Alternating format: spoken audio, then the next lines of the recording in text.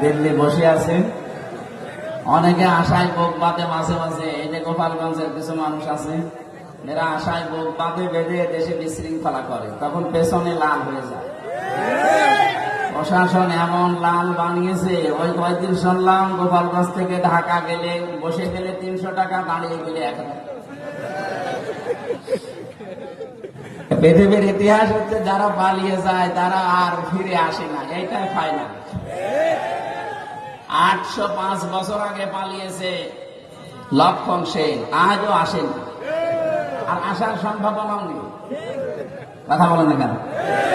আশরাফ গানি পালিয়েছে, এসেছে। বাশার আল আসাদ পালিয়েছে, এসেছে। পালিয়েছিল শ্রীলঙ্কার একজন, সেও এখনো আসেনি, আসবেও না। আর ইনি যা গেছে,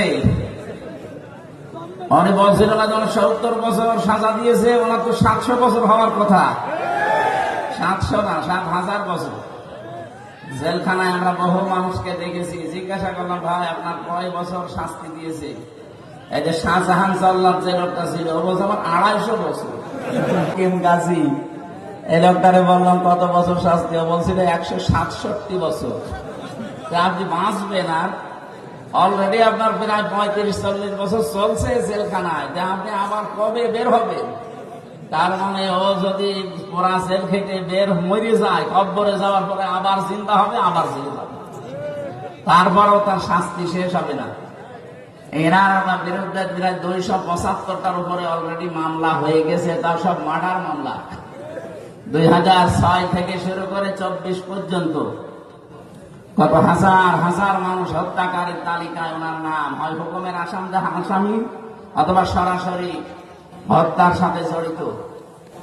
একটা মানুষ মেরে ফেললেই তো তাকে ফাঁসি দেওয়া, তাকে মেরে ফেলা, এটা কোরআনের নির্দেশ। কুতিবা আলাইকুমুল কিসাস ওয়া হুয়া কুতিবা আলাইকুমুল কিসাস। আল্লাহ তাআলা বলেন, আমি কিসাসের এই বিধান লিখে দিলাম।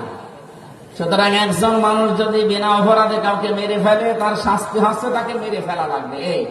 তাছাড়া